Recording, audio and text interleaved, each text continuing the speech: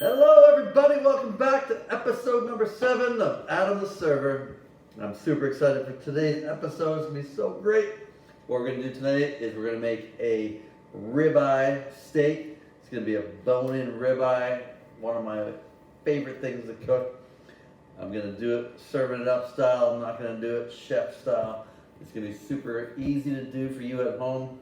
I know that making a steak can be a daunting task. But watch this, we're gonna make this super easy. At the end, my kids have put together a 4-ingredient basket. It's gonna be a surprise to me, and we're gonna throw together a quick dessert with whatever secret ingredients they've chosen for me. And it's gonna be super fun. Let's go get it! All right, let's get cooking. So, first we're gonna prep our bone and rib steak. Right here we've got probably a 10-ounce cut. They call it a ribeye because you see the eye of the steak right here. They both have it. This is probably 2 portions per steak. This will feed a family of 4. Cut the bone out at the end. We'll show you later. And then you just slice the steak up, fan it out on the plate. It's gonna look super great. Now here's what we're gonna do. We're gonna take them off the plate. Steaks are at room temperature, like we've talked about in the past. Always make sure your meat is room temperature when you cook it. If it's cold, it'll be cold in the center, and then it'll cook nicely on the outside, but it won't cook through because the center will still be cold. And so you have a nice char on the outside, but it'll be raw in the middle. So you want to make sure that your steak is at room temperature, so that when you cook it, it cooks nice and charred on the outside, medium rare to medium on the inside, whatever you want. You just dial that in. I'm going to teach you a little quick technique. If you look at my hand here, this is what I learned from a chef back in the day. So when you hold your finger like this and you poke on this part of your finger, your hand, this is a medium rare. When you touch this, the muscle tightens, and then you feel this, this is medium. Right here, now it tightens even more. This is medium well. See, it's got more of a tightness to it. And then if you want a well done steak, you grab this one so it allows more tension to your hand. That's well done. See how it doesn't bounce back as much? So that's how you can gauge, super easy without a thermometer, on how to cook a steak. I got my pan over here. It's getting nice and colorful here. We got olive oil in here, cast iron pan. I highly recommend cast iron when you're gonna cook a steak. Now let's quickly get back over here. We're gonna season. We're gonna season super heavy. So when you think you've seasoned enough, season a little more. The reason being is that when you cut a steak, you're cutting it this way to eat it. So the interior doesn't have seasoning on it. It's just that one strip that's seasoned. So over seasoned, what we think as home cooks, we think we're over seasoning. We're not. Over season when you cook beef in any form, because trust me, you cut it in thin layers to eat it, and it allows that one strip on the outside. If it's over seasoned, it adds the perfect amount of seasoning for that one strip of beef. So let's keep going here. I'm gonna put tons of pepper. I'm gonna pat it in. You want that right into the meat. I'm gonna do that on both here. I'm gonna do that here, get that going. Even more. Just get it patted right into the meat. Make it stick. When you're cooking the meat, you're gonna lose a whole bunch of that seasoning, even from the transition from this tray to the pan. So we're gonna flip another one. We're gonna season this. Look at the marbling. Marbling is when the fat is in with the meat. And so the marbling in a ribeye, when the fat cooks, it releases and the fat turns into juice and cooks into the meat. It's such an amazing thing. So this is extra seasoned. We're gonna pepper this, get this nice and seasoned. So just salt and pepper, that's all I'm doing. Olive oil in the pan. I'm getting excited about this because this is gonna be so good. The rib eye steak, one of the best cuts. You got your filet mignon. Your filet mignon is your most tender, but least amount of flavor. It's super tender, but there's no fat content. So the fat content adds flavor. Let's bring it over to our smoky pan. I'm gonna cook one right now, and then I'll show you how to do it. So always lay away from you. See that? Get some of that oil into the middle of the pan. Look at that. Oh yeah, that's beautiful. Let me wash my hands, keep that on there. Look at that steak sizzling. That is a bone-in rib steak. The bone inside the steak is the flavor center. Having a bone inside, it's like roasting a whole chicken. If you roast a whole chicken, you have that meat on the bone. And that is really such a flavor center. It really brings so much greatness, juiciness. It's just unbeatable. So I'm just gonna get this nice and brown on both sides. I'm gonna get my oil working for me. So what you wanna do is you wanna render the fat. So right now we're rendering the fat. We're gonna cook this at a high temperature so that each side gets super, super crispy. And then we're gonna get that going. And just manipulate that in the pan, let the oil come through. Our accompaniments for this dish, we've got we're gonna make a smashed potato, broccolini. Broccolini is a Asian style broccoli, so it's super thin, cooks quickly, it's got more flavor. The stems aren't as stringy as like your normal broccoli, but we'll show you how it's done. We do this in 3 parts, so we're gonna make sure we get this nice and hot here. I love ribeye. So now, if your ribeye is cut like this, so the bone is the same thickness as the meat, then we don't necessarily have to finish in the oven. If your meat is higher, on both sides, is higher or lower than the bone, then what I would do is I'd sear it and then I'd finish it in the oven for some time. But with this thickness of this steak matching the bone, we're gonna sear this. Look at that. Oh yeah, look at that. That is what I'm talking about. So now, see that? That's the fat, olive oil, it's all coming down. The fat is rendering out. So in a way, it's deep frying the corners of it. And it's super exciting to me because that's so much flavor, all that fat coming out, the natural juices. And then we got the olive oil. Cast iron pans are so good, they create so much flavor. To me, this is just so delicious.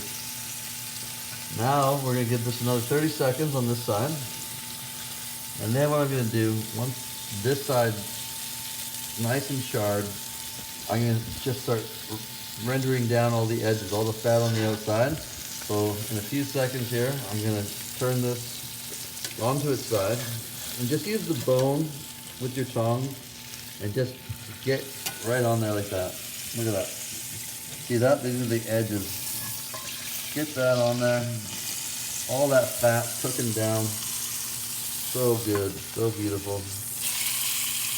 Hear that?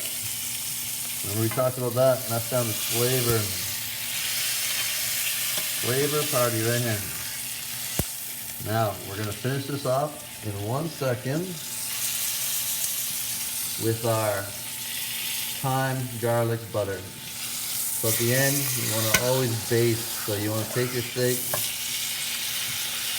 See our ribeyes coming out there. Let's just get that nice and rendered there. Okay. Perfect. Okay, now what I'm gonna do, I'm gonna drop the heat just a hair. Get that backside cooked. Now, we know the inside, the outside's charred, we know the inside's rare. So now we're gonna take our thyme garlic butter and we're gonna start to baste this.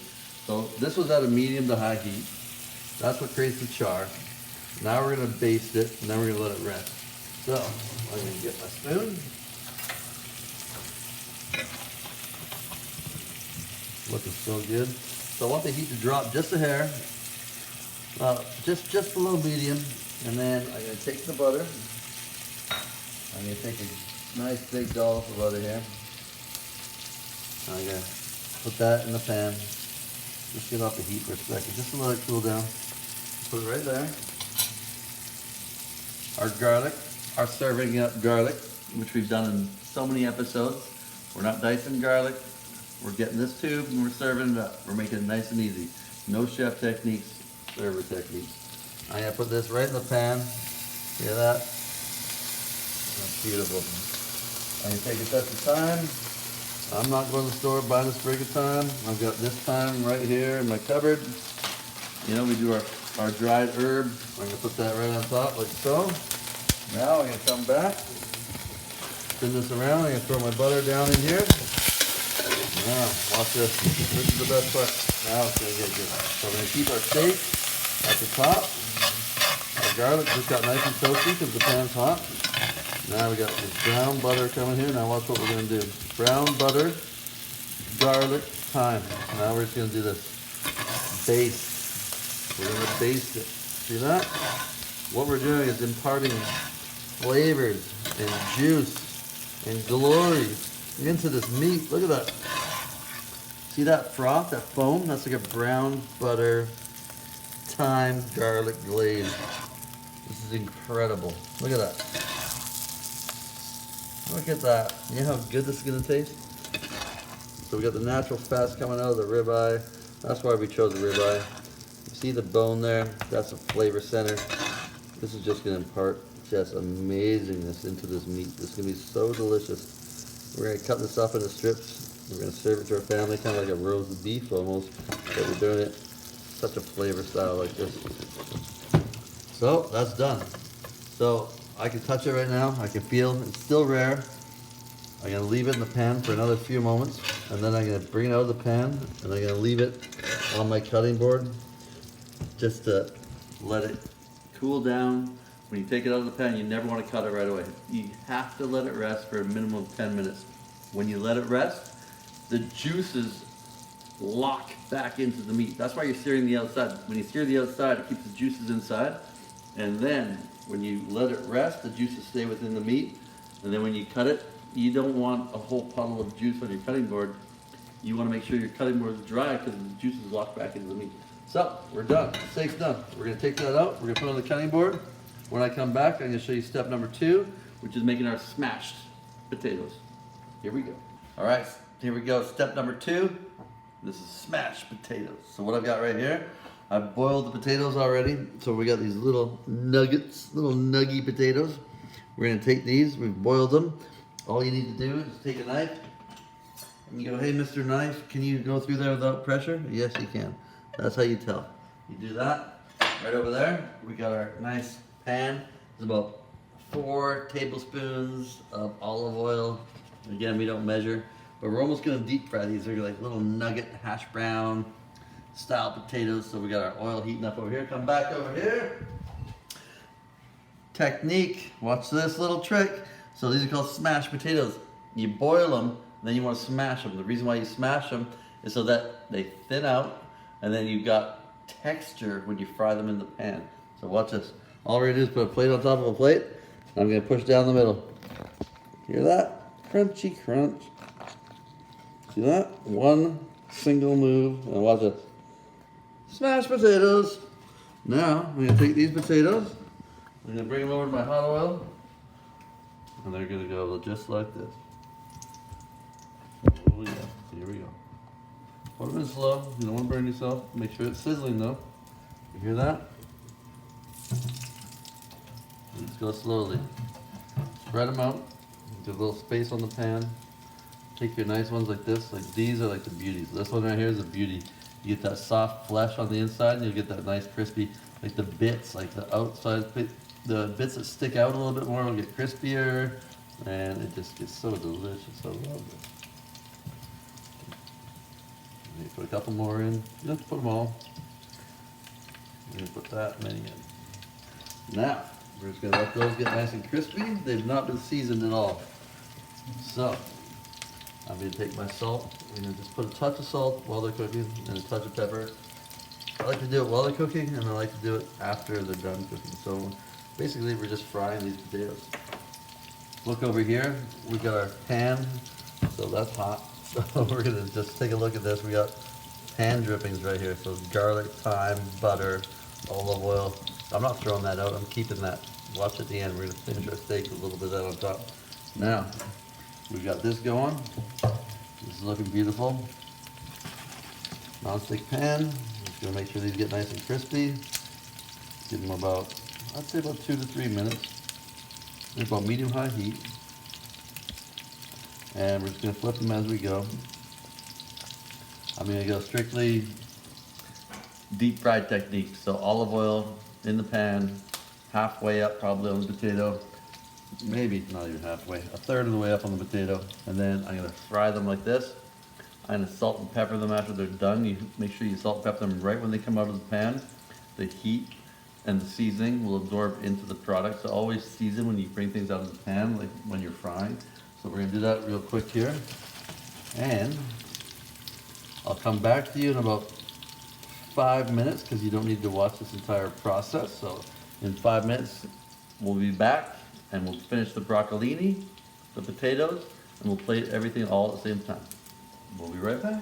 All right, we're back, and now we're gonna do the finishing touches. So, as you saw before, our smashed potatoes in the frying oil. Look how good those are looking. Crispy bits everywhere. These are almost done. In this pan right here, so what we did, broccolini. I put about 3 tablespoons of water in the bottom of the pan just to steam them, so it'll start to cook them. These are thin broccolini. You can get thicker broccolinis if it's thicker. Crack the stem, because the stem at the bottom will be really stringy, so you want to crack it, and then whatever part breaks away, take that away and throw it in the garbage. These are super thin. They're looking terrific. So the water is boiled out. Now I'm going to finish these real quickly. Everything's coming to an end right here. We're going to do it all together. I'm going to turn off my potato pan. I'm going to keep my broccolini pan nice and hot. I'm going to get this nice and crispy. I'm going to take a dollop of butter. Always butter, like a French cook. Throw that in there. I'm going to take just a couple of chili flakes. That. I will double that. That many chili flakes. Now, pepper. Salt. Toss that around. Obviously, always finish with butter. It makes everything fantastic. So to put the water in the pan at the beginning, steams it a little bit. So you don't want to boil them. You don't want to take out all that nutrient. What you want to do is just steam them a bit with the water in the bottom of the pan. Now finish it with the butter, salt, pepper, chili flake. Look at that. It's looking fantastic. Come back over here. Look at those.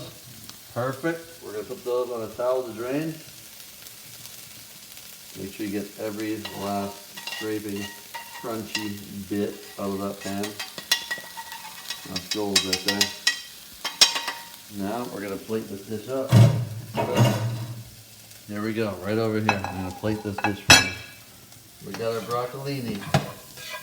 Crispy, crunchy, touch spicy, buttery. So good. I'm going to take that. I'm going to try and put some of the heads together on the pan. If you want to chef it up, you're going to do something like this. You're going to put a couple of heads like that. Put the head of the broccoli at the top of the plate. We're going to take our crispity, crunchity smashed potatoes. We're going to put those on the plate, just like so. Now, we're going to take our unbelievable, beautiful, rested, bone-in rib steak, just like that. I'm going to do this right here, right now. This will be the proof whether or not I know what I'm talking about. I'm going to just cut this. And if it's medium rare, life is good. Oh yeah, that is absolutely perfect. You see that? The pink juices are all staying in there. There's no juice on the cutting board. The pink, beautiful meat absorbed all that juice. This is absolutely perfect. I'm going to put this here. I'll do a couple more slices a little later. I'm going to plate this up like this. And then you can obviously add more, add less of potatoes. Now we got our pan sauce, garlic, thyme, butter, olive oil. Just drizzle that across the top of your steak. Flavor party. Boom. I'm showing you this right now. Broccolini, crispy potato. In my opinion, I'm not a chef, but I think that's a perfect medium rare ribeye that is absolutely gonna be tender and delicious. I'm so excited about this. When I tell you I'm not a chef, I'm telling you I'm not a chef, but I feel like I cooked this steak really nicely. We're gonna eat this. When I come back, we're gonna do our surprise dessert challenge. My kids have 4 ingredients picked. I'm gonna find a way to make a quick dessert out of them, and I'm gonna show you how easy it is to make a quick dessert, and that'll wrap up this video. Right now, we're gonna eat this deliciousness. See you soon. All right, we're back. We just ate some ribeye, smashed potatoes and broccolini, and it was absolutely unbelievable. Typically, right when I finish cooking, I bang off that dessert. Today we're doing something different underneath here. My kids picked something, I swear I did not look. They picked stuff in the house, and I'm just gonna open this up and I'm gonna make a quick 2-minute dessert with it. I have no idea what's under here. To be honest, I hope I don't look like a fool. To be honest, you know what? I'll probably get more views if I look like an idiot than if I actually nail it. So let's see what happens here. Here we go. Ready? Boom. We got peanut butter whipped cream, peanut butter ice cream from the last episode. I got, lid is gone.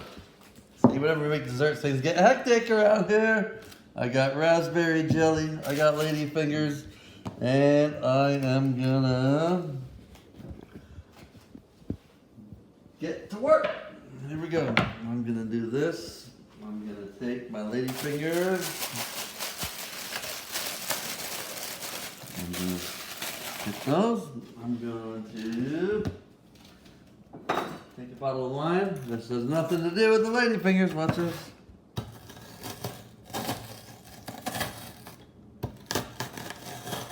I'm making crumbs.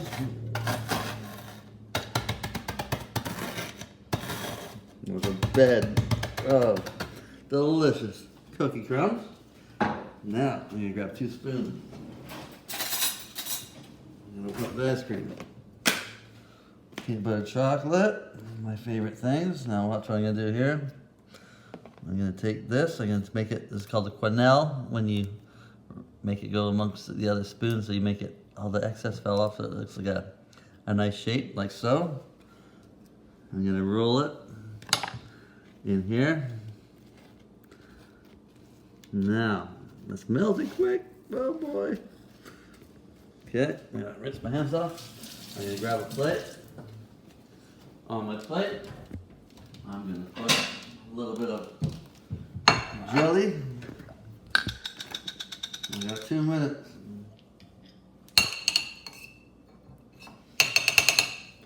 I'm gonna heat that up in the microwave because I want the consistency to be a touch more fluid. I'm gonna roll the rest of this. Now I got a quenelle with peanut butter chocolate lady finger. Now I'm gonna put on top of my strawberry jelly. Look at the consistency, is way better now. See how it's like a nice jelly on the plate. I'm gonna take this, I'm gonna put it on top. Sprinkle a touch more crumbs. Take my whipped cream. Just a blast right here.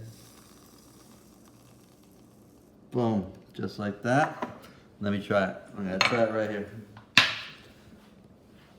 We got lady fingers, raspberry jelly, peanut butter, chocolate ice cream, whipped cream.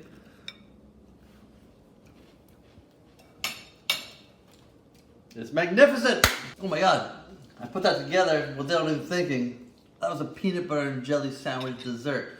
Deconstructed, reconstructed, thrown back together for something super crazy amazing. I nailed it. I know it's quick, I know it's easy, but that's what we're looking for. You can do it too. Do it at home. That was so fantastic. Today's dinner was one of the best we've ever done. Look forward to seeing you next week. Thanks for tuning in. Thanks for subscribing. And we're out.